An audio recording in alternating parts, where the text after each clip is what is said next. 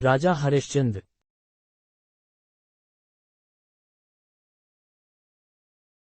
यह प्राचीन काल की बात है। सूर्यवंश में त्रिशंकु नाम के बड़े राजा हुए थे। वह अयोध्या के राजा थे। उनके पुत्र का नाम हरिश्चंद्र था। महाराज त्रिशंकु के पश्चात हरिश्चंद्र अयोध्या के राजा बने।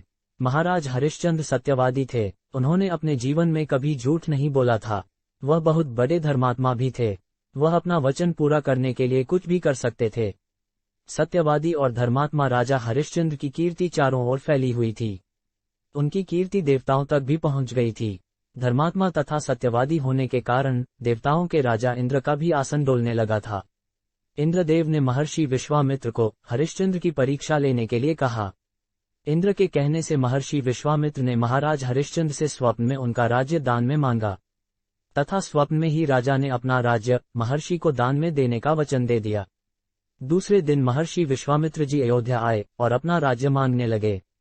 महाराज हरिश्चंद्र ने स्वप्न में दिया हुआ वचन पूरा करने के लिए अपना राज्य महर्षि विश्वामित्र को दान में दे दिया।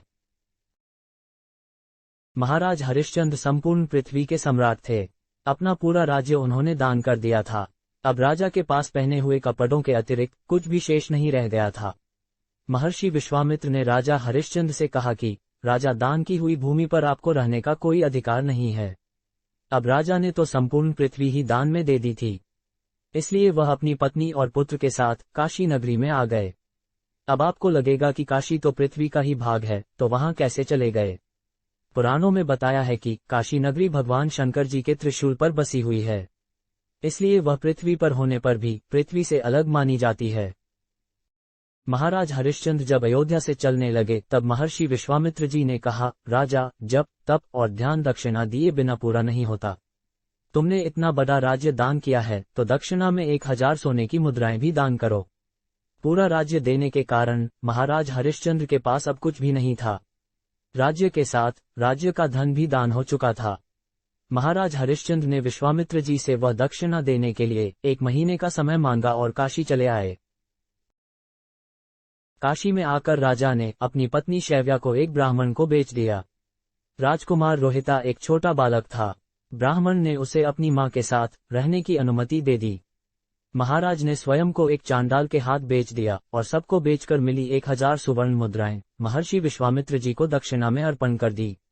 महारानी शैव्या अब ब्राह्मण के घर दासी का काम करने लगी। चांडाल के सेवक बनकर महाराज हरिश्चंद्र स्मशान घाट पर चौकीदारी करने लगे। चांडाल का कार्य होता है शमशान घाट पर लाए गए शवों को जलाना तथा उसके परिजनों से कर अर्थात शुल्क लेना। चांडाल ने महाराज को शमशान में लाए जाने वाले शवों के परिजनों से कर अर्थात शुल्क लेने का कार्य सौंपा। राजा का पुत्र रोहिता अपनी मां महारानी शैव्या के साथ ब्राह्मण के घर रहता था। एक दिन राजकुमार रोहिता ब्राह्मण की पूजा के लिए फूल चुन रहा था। उसी समय उसे एक सांप ने काट लिया। सांप का विष राजकुमार के शरीर में फैल गया और उसकी मृत्यु हो गई। उसकी माता शैव्या तो अकेली थी। उन्हें धीरज बंधाने वाला भी कोई नहीं था और न ही कोई उनके पुत्र को स्मशान घाट तक पहुंचाने वाला था।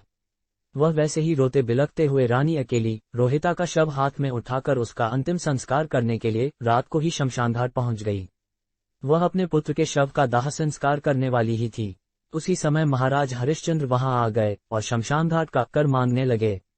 बेचारी महारानी के पास तो पुत्र को ढकने के लिए कपड़ा भी नहीं था, तो वह कर कहां से दे पाती। महाराज की आवाज से महारानी ने उन्हें पहचान लिया और वह गिड़गिड़ाकर कहने लगी, महाराज, यह हमारा पुत्र रोहिता है। सांप काटने से उसकी मृत्यु हो गई है और मेरे पास कर देने के लिए कुछ भी नहीं है। महाराज हरिश्चंद्र को बहुत दुख हुआ, किंतु वे अपने धर्म पर अटल रहे। उन्होंने कहा, रानी, मैं यहाँ चांडाल का सेवक हूँ। मेरे स्वामी ने मुझे कहा है कि बिना कर दिए किसी को शव नहीं जलाने देना, इसलिए तुम्हें कुछ तो देना ही पड़ेगा। रानी फूट फूट कर रोने लगी और कहा, महाराज, मेरे पास पहनी हुई साड़ी के अतिरिक्त कुछ नहीं है। मैं इस साड़ी में से आधी फाड़ कर आपको दे देती हूँ। आप हमारे पुत्र का अंतिम संस्कार करने की अनुमति दे दीजिए। वह अपनी साड़ी फाड़ने ही जा रही थी, उसी समय वहां भगवान नारायण, इंद्र, धर्मराज आदि देवता और महर्षि विश्वामित्र प्रकट हो गए। महर्षि विश्वामित्र ने कहा, हे राजा, तुम हमारी परीक्षा में उत्तीर्ण हो गए हो। तुम्हारा पुत्र रोहिता जीवित है। यह सब तो महर्षि ने योगमाया से दिखलाया था। महाराज हरिश्चंद्र को चांडाल के रूप में खरीदने वाले साक्षात धर्मराज ही थे। महाराज हरिश्चंद्र सत्यनिष्ठ थे और सत्य साक्षात नारायण का रूप है। इस सत्यता के कारण महाराज हरिश्चंद्र और महारानी शैव्या भगवान के धाम चले गए और महर्षि विश्वामित्र ने रोहिता को अयोध्या का राजा बना दिया। संपूर्ण वीडियो देखने के लिए दिल से धन्यवाद।